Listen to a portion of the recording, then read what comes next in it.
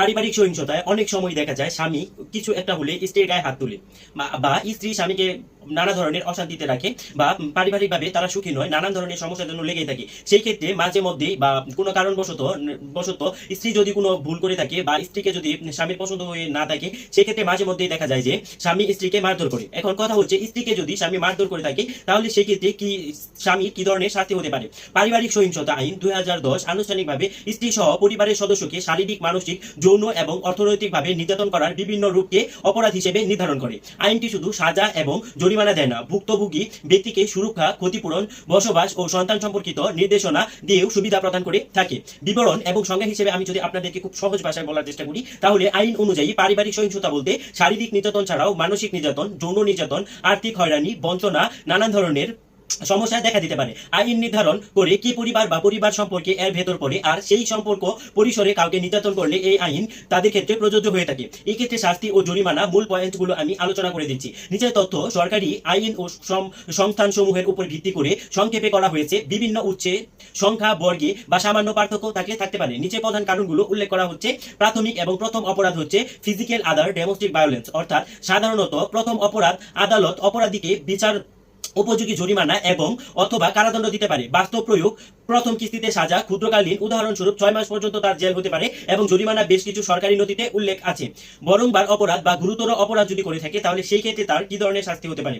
একাধিক বা গুরুতর কেসে আইন অনুযায়ী 2 বছর পর্যন্ত কারাদণ্ড হতে পারে এবং বড় অঙ্কের জরিমানা আরোপ করা যেতে পারে এবং বিবরণ ও সর্বোচ্চ সীমা বিভিন্ন উৎসে বর্ণিত আছে। মিথ্যা অভিযোগ বা ভুয়া অভিযোগপত্র দায়িত্বে দেখা দিতে পারে। মিথ্যা মামলা বা ভুয়া অভিযোগ করার ধারায়ও আইনগত আওতায় পড়ে। মিথ্যা অভিযোগ দায়ের করলে সাজা 1 থেকে 2 বছর পর্যন্ত কারাদণ্ড এবং জরিমানা হতে পারে। অফেন্সের প্রকৃতি: আসলে আপনি যে ধরনের অফেন্সটা করেছেন সেটা কি জামিনযোগ্য নাকি জামিন অযোগ্য, বা আপনার কি ধরনের শাস্তি হবে, সেটা আসলে আপনি কি ধরনের অপরাধ করেছেন, কত বড় অপরাধ করেছেন তার উপর নির্ধারিত হয়ে থাকে। আইনের অধীনে থাকা বেশ কিছু অপরাধ কগনাইজেবল অফেন্স এবং বেলেবল অফেন্স এবং কম্পাউন্ডেবল, অর্থাৎ পুলিশ অভিযোগ গ্রহণ করতে পারে, বিষয়ভিত্তিক বেইলের সুযোগও থাকতে পারে এবং নির্দিষ্ট শর্তে মামলা পারিবারিক সমঝোতায় কম্পাউন্ড করে নেওয়ার বিধানও রয়েছে। কিন্তু গুরুতর আঘাত বা অপরাধ যদি মারাত্মক হয় এবং অনন্যযোগ্য অপরাধ ধারা যেমন শাস্তিযোগ্য হেনস্থা, ধর্ষণ, আঘাত ইত্যাদি প্রয়োগ হতে পারে এবং তা আলাদা বিচারাধীন হবে। সংক্ষিপ্তভাবে আমি যদি একটু বলি, আইন শাস্তি দেয় ছোট অপরাধে জরিমানা ও সামান্য কারাদণ্ড এবং গুরুতর বা পুনরাবৃত্তিতে দীর্ঘ কারাদণ্ড 2 বছরের মতো শাস্তি দিতে পারে। আইনি প্রতিকার এবং সুরক্ষা: আপনি এই ক্ষেত্রে আইন দিয়ে কিভাবে প্রতিকার পেতে পারেন এবং আপনি সুরক্ষার জন্য কি কি গ্রহণ করতে পারেন?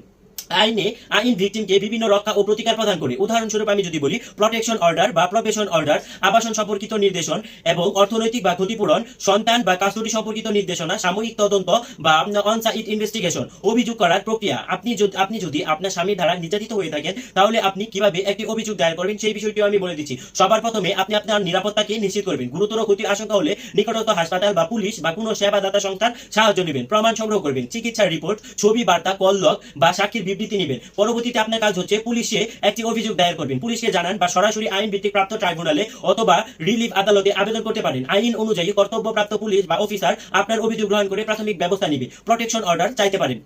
আদালতে ত্বরিত সুরক্ষা আবেদন করতে পারবেন। আইনগত সহায়তা নিন। আইনজীবী বা লিগ্যাল এইড অফিসের মাধ্যমে আপনি আইনগত সহায়তাও নিতে পারবেন। যদি স্ত্রীকে মারধর বা পারিবারিক নির্যাতন আইনগত অপরাধ, আইনগত শাস্তি, জরিমানা এবং কারাদণ্ড আর সুরক্ষামূলক নির্দেশনাকেই প্রাধান্য দেয়। উভয়ই এই আইন দ্বারা সম্ভব। গুরুতর বা পুনরাবৃত্তি ঘটলে 2 বছর পর্যন্ত কারাদণ্ড এবং জরিমানা পর্যন্ত আরোপ করা যেতে পারে। আইনের দৃষ্টিতে ধারায় ভিন্নতা আছে। মিথ্যা অভিযোগ দায়েরও এক্ষেত্রে শাস্তি রয়েছে। আমার ভিডিওটি আপনাদের কেমন লাগলো সেটি অবশ্যই আপনারা আমাকে কমেন্ট সেকশনে জানাবেন। আর আমার চ্যানেল ল ইনফরমার বিডিকে সাবস্ক্রাইব করে আমার পাশে থাকবেন। ধন্যবাদ সবাইকে।